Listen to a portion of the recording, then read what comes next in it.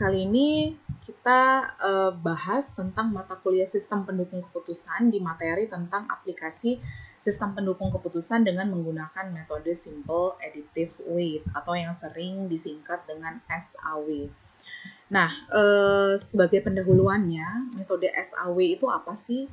Metode SAW itu merupakan metode yang banyak digunakan dalam pengambilan keputusan yang memiliki banyak atribut.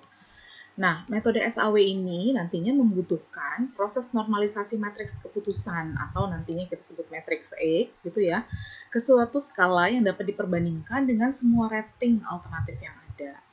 Nah, untuk mengetahui lebih jauh tentang SAW ini, kita perlu tahu juga tahapan-tahapan di dalam metode Simple Additive Weight sehingga diperoleh sebuah keputusan.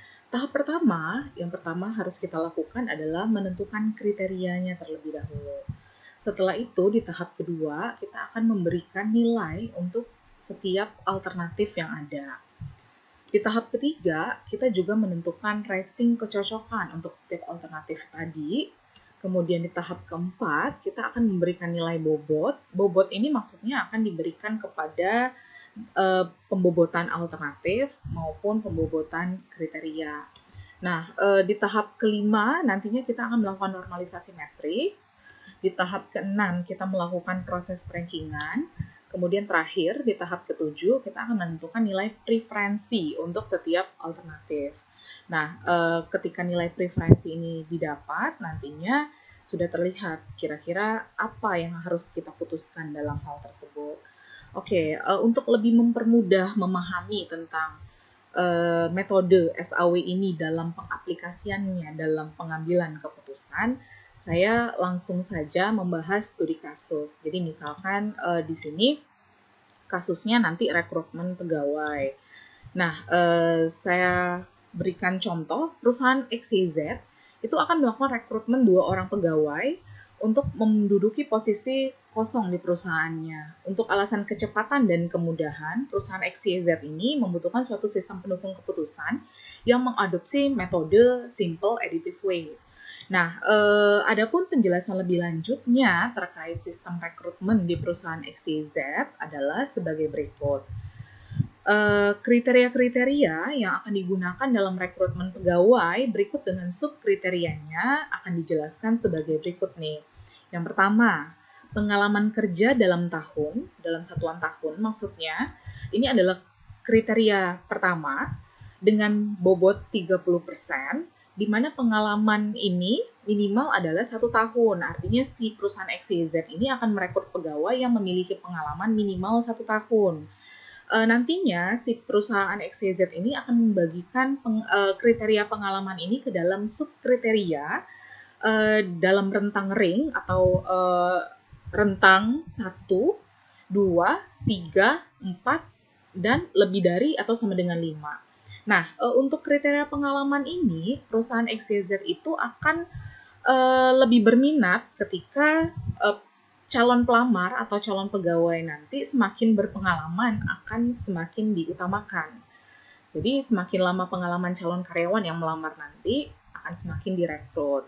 Kemudian untuk kriteria kedua itu pendidikan, di mana dikasih bobot itu 20%, di mana pendidikan calon karyawan yang dibutuhkan itu minimal SMA atau sederajat yang dibagi ke dalam ring SMA, D3, S1, S2, dan S3.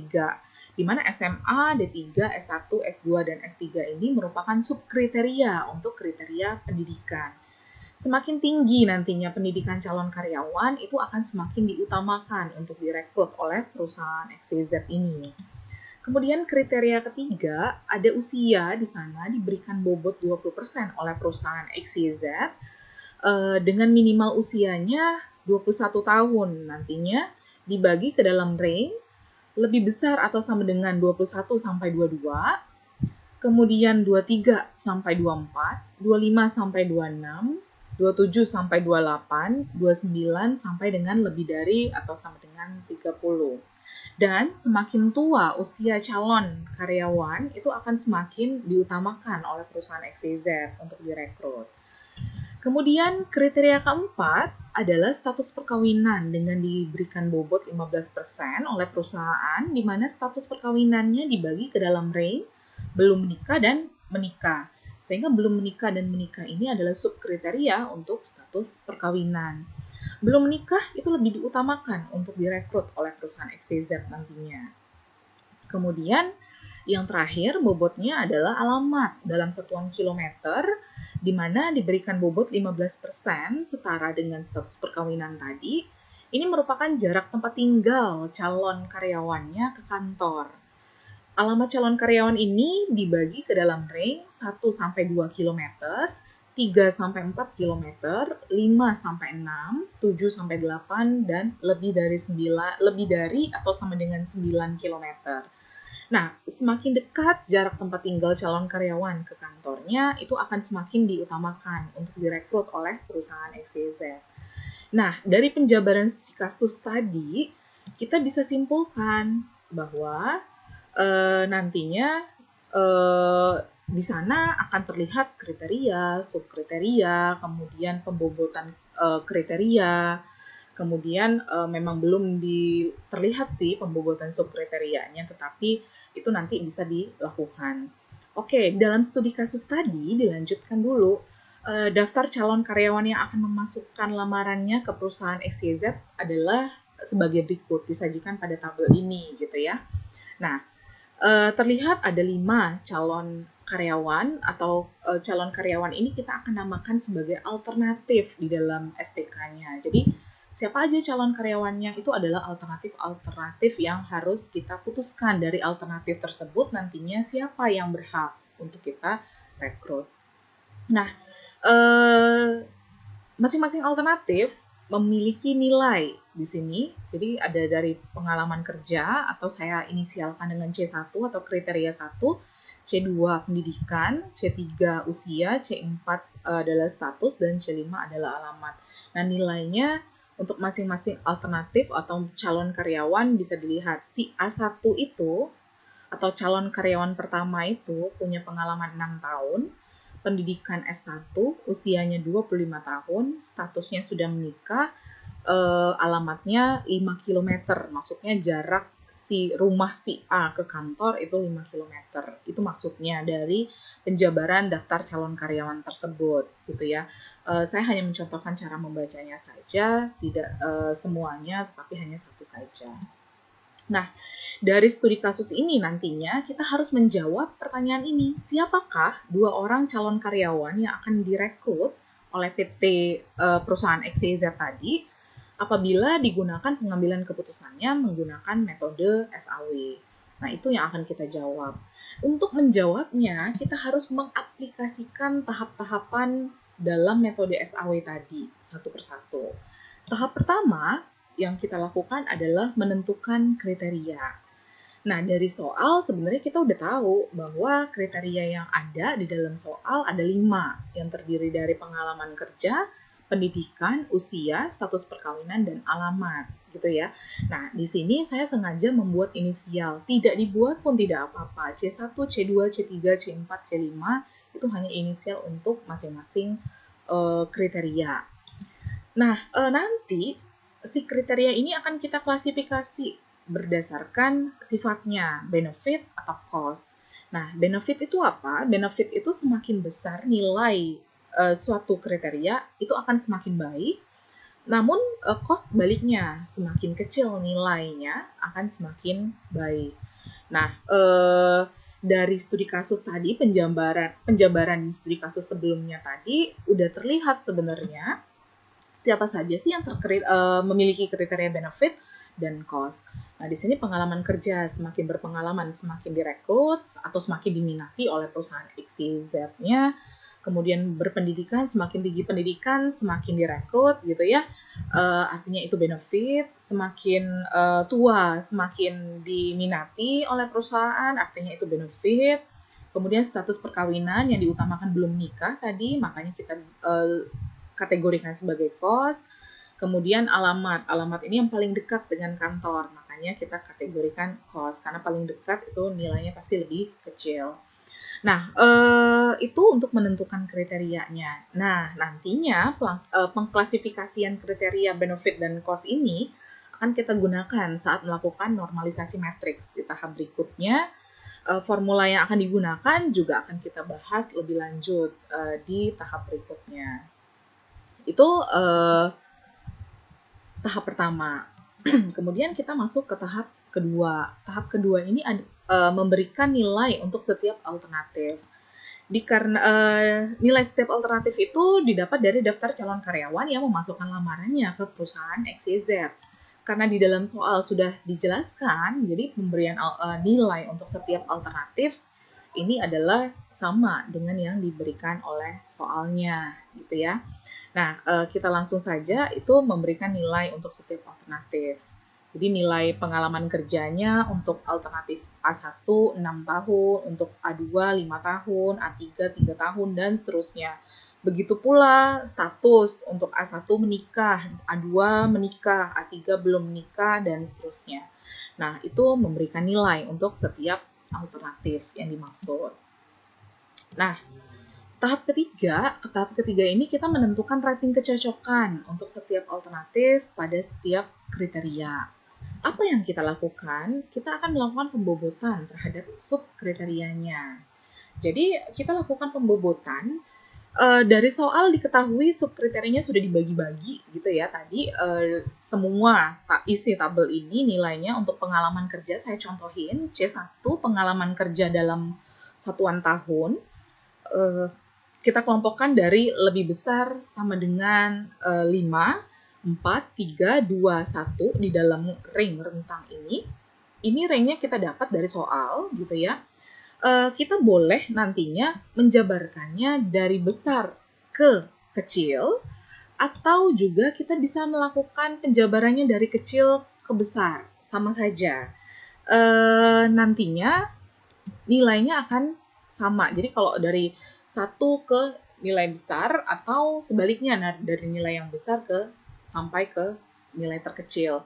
Nah, nantinya karena pembobotan ini adalah menentukan rating kecocokan, kita harus melakukan pembobotan terhadap sub kriterianya.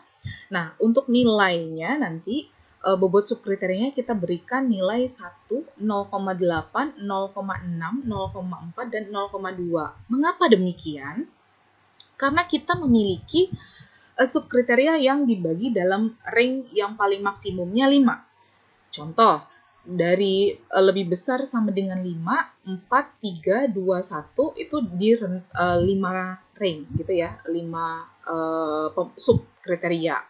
Nah, tetapi ada kriteria yang cuma punya 2 sub gitu, menikah dan belum nikah.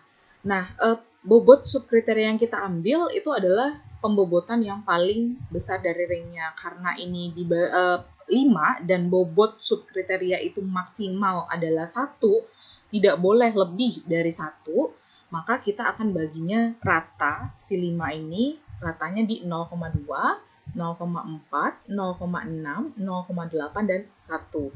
Tidak pernah ada bobot subkriteria lebih dari 1. Jadi semuanya pasti maksimumnya 1. Terus untuk status perkawinan karena cuma 2, kita tempatkan di yang paling kecil, bobot yang terkecil, dan yang terbesar saja. Jadi kalau 3 nantinya pembagian sub kriterianya untuk masing-masing kriteria, artinya kita bisa bagi itu jadi 0,33, 0,67, dan 1. Atau kalau misalkan nantinya kita punya sub kriterianya maksimum pembagiannya ada yang ringnya 4, kemudian kita bisa bagi dengan 0,25, 0,5, 0,75, dan 1. Jadi tergantung subkriteria yang terbanyaknya di berapa nantinya.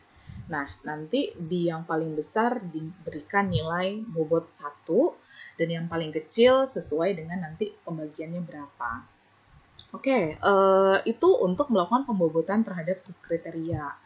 Nah, ini 1, 0,8, 0,6, 0,4, dan 0,2 ini, atau sebaliknya dibaca 0,2, 0,4, 0,8, dan 1 sama saja, itu adalah bobot untuk subkriteria. Ini manfaatnya buat apa? ini nanti misalkan kita di studi kasusnya tadi sudah diketahui, misal ada si A. Si A itu pendidikannya S1, kemudian S1 ini ada di rentang bobot subkriterianya 0,6. Artinya nanti untuk pembobotan alternatifnya kita lakukan, kita isi nanti dengan 0,6. Kurang lebih seperti itu. Oke, kemudian tahap keempat, setelah kita melakukan pembobotan terhadap alternatif, menentukan rating kecocokan tadi, kita akan memberikan nilai bobot. Nah, bobot yang dimaksud dari daftar calon karyawan yang memasukkan lamaran, ini dari soal, dengan memanfaatkan rating kecocokan tadi, tabelnya, ini tabel yang sama dengan yang sebelumnya tadi. Nah, kita akan menentukan bobot alternatif. Di sini saya sudah terjemahkan dari soal yang di atas, dari tabel yang di atas, daftar calon karyawan ini, dengan melihat rating kecocokannya, pembobotan alternatif yang didapat adalah sebagai berikut. Jadi ini, saya contohin. Jadi misalkan di sini, baris A1, kolom pengalaman kerja, itu pengalaman kerjanya 6 tahun. 6 tahun ini di dalam tabel rating kecocokan ada di lebih besar sama dengan 5. Nah, lebih besar sama dengan 5 ini bobotnya adalah 1. Sehingga satunya akan kita masukkan ke dalam baris A1 kolom pengalaman kerja. Jadi di baris dan kolom yang sama dengan si alternatifnya tadi, gitu ya. Untuk contoh lain, saya contohkan lagi. Untuk baris A2, kolom usia, 28 tahun. Jadi si A2 itu punya usia 28 tahun. 28 tahun ini ada di rank 27 sampai 28 di dalam rating kecocokannya. Kemudian 27 sampai 28 ini ada di bobot 0,8. Maka 0,8-nya akan kita masukkan ke baris A2 kolom usia. Begitu juga baris dan kolom yang lainnya. Jadi saya hanya mencontohkan 2 di sini. Nah, selain untuk membobotkan alternatif, pemberian nilai bobot ini juga dilakukan untuk kriteria. Nah, kebetulan di dalam kasusnya sudah dikasih untuk pengalaman 30%. 30% itu akan setara dengan 0,30. Pendidikan 20% itu setara dengan 0,20. Usia itu 20% setara dengan 0,20. Status perkawinan dan alamat masing-masing 15% yang setara dengan 0,15. Jika bobot kriteria ini kita total, itu akan menghasilkan nilai 100%. Dan maksimumnya pasti 1. Jadi setara dengan 1. Jadi nantinya untuk studi kasus lain mungkin, pembobotan kriteria itu harus maksimumnya 100% atau 1. Gitu. Jadi tidak lebih dari 1 untuk total dari pembobotan kriteria. Nah, itu untuk memberikan nilai bobot terhadap alternatif maupun kriteria. Nah, selanjutnya di tahap kelima, dilanjutkan ke tahap kelima, kita akan melakukan normalisasi matriks dengan cara kita menghitung nilai rating kinerja untuk matriks yang ternormalisasi. Cara menghitungnya apa? Cara menghitungnya kita akan menggunakan rumus ini. Saya sudah sempat bilang di awal tadi bahwa benefit dan cost, kriteria benefit dan cost itu akan kita gunakan untuk melakukan normalisasi matriks. Nah, disinilah kita akan gunakan. Oke, benefit. Benefit itu apa? Benefit itu jika nilai terbesar adalah nilai terbaik. Nah, dihitung dari nilai atribut yang dimiliki oleh setiap kriteria dibagi dengan maksimum dari setiap kriterianya. Nah, itu rumusnya untuk si benefit. Kemudian cost. Cost itu apa? Cost itu adalah jika nilai terkecilnya adalah yang terbaik, di mana rumusnya berbeda dengan benefit. Di sini justru minimum dari setiap kriterianya yang dibagi dengan nilai atribut yang dimiliki oleh setiap kriteria, gitu ya. Nah, selanjutnya, lanjut untuk melakukan normalisasi matriks dengan cara ngitung nilai rating kinerja yang ternormalisasinya. Itu dari tabel sebelumnya kita kelompokkan gitu ya, kriteria yang termasuk benefit saya beri warna coklat ini, kemudian yang cost saya beri warna kuning agar lebih mudah nantinya untuk dihitung. Kemudian di sini kriteria benefit sesuai dengan namanya tadi, kita akan cari nilai maksimum untuk masing-masing kolomnya. Sehingga di sini nantinya dari pengalaman kerja nilai maksimumnya adalah 1, begitu juga pendidikan nilai maksimumnya 0,8, kemudian dari kolom usia atau kriteria usia nilai maksimumnya itu 1. Nah, untuk cost sama saja, tetapi cost itu adalah nilai minimum. Nah, nilai minimum untuk kolom status atau kriteria status itu 0,2, kemudian untuk alamat juga 0,2. Nah, nanti kita gunakan rumus sebelumnya di slide sebelumnya tadi. Untuk benefit, nilai setiap elemen dibagi nilai maksimum. Yang kolom coklat artinya dibagi dengan 1, 0,8 dan 1 yang udah tahu nilai maksimumnya tadi. Kemudian untuk cost kita balik gitu ya. Jadi nilai minimumnya yang dibagi dengan nilai elemen dari matriksnya.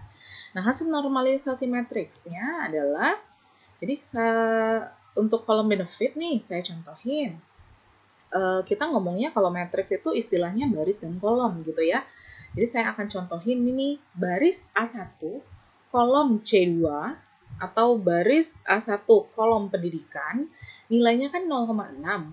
Kemudian karena ini adalah kriteria benefit, kita akan menggunakan rumus yang pertama gitu ya, nilai elemennya 0,6 dibagi dengan nilai maksimum dari kolomnya yaitu 0,8. Jadi 0,6 dibagi 0,8 akan kita tempatkan pada tabel hasil normalisasinya di angkanya 0,75. Di mana letaknya? Masih di letak yang sama dengan 0,6. Jadi di baris A1 kolom pendidikan. Begitu juga untuk cost nantinya. Saya contohin satu juga untuk meletakkannya. Cost ini tadi nilai minimum kolom dibagi dengan nilai elemen. Jadi 0,2 dibagi dengan 0,4. Nilai elemen 0,4 ini ada di letaknya di baris A2 kolom C5 atau baris A2 kolom alamat, sehingga hasilnya nanti juga kita akan letakkan di baris A2 kolom C5 atau baris A2 kolom alamat. Di hasilnya adalah 0,50. Jadi hasil-hasil normalisasi ini tadi dari 1, 1 dan seterusnya sampai seluruh tabel terisi itu didapat dari pengaplikasian nilai elemen masing-masing matriks yang ini dibagi dengan nilai maksimum yang sudah ada atau minimum yang sudah kita tentukan tadi gitu ya. Nah, itu untuk normalisasi matriks. Nah, hasilnya tadi kan udah matriks yang ternormalisasi artinya. Nah, selanjutnya matriks yang sudah normal tadi, kita lakukan proses perankingan dan menentukan nilai preferensi. Nah, untuk menentukan nilai preferensinya, kita menggunakan rumus ini. Ada VI gitu ya, ada sama dengan WJ dikali RIJ. Apa sih itu? VI itu apa? VI itu ada ranking untuk setiap alternatifnya. Didapat dari menjumlahkan, dengan cara nantinya kita menjumlahkan bobot ranking dari setiap kriterianya dikali dengan si nilai rating kinerja ternormalisasinya tadi. Jadi rating kinerja ternormalisasi yang tadi kemudian kita kalikan dengan bobot. Nah, hasilnya nilai VI yang lebih besar itu mengindikasikan bahwa alternatif AI nantinya alternatif ke sekian itu lebih dipilih ketika hasil VI-nya lebih besar gitu ya. Nah, bagaimana cara menghitungnya? Kita lihat. Jadi tadi di tahap kelima kita sudah dapat matriks hasil normalisasi gitu ya. Inilah matriksnya yang tadi. Nah, matriks yang tadi dengan menggunakan rumus VI dan menggunakan bobot kriteria pada slide-slide sebelumnya. Jadi saya menggunakan pengalaman berarti bobotnya 0,3, pendidikan 0,2. Jadi tadi pakai persen yang saya setarakan dengan 0,30 gitu ya, 30% saya setarakan dengan 0,30. Nah, kita pakai bobotnya saja. 0,30, 0,20, 0,20, 0,15, dan 0,15 untuk masing-masing kriteria. Kalau kita totalin itu pastikan juga totalnya 1, tidak lebih dari 1, karena kalau lebih dari 1 jadinya salah. Nah, itu bobot kriteria. Kemudian untuk mendapatkan tabel hasil rankingan gitu ya, untuk sampai nentuin nilai preferensi. Nah, tahap 6 dan 7 ini sengaja saya gabungin. Kenapa? Karena kalau dipisah kita hanya ngomongin tahap 6 itu kita hanya mencari nilai tabel dari C1 sampai C5 untuk masing-masing baris. Jadi nilai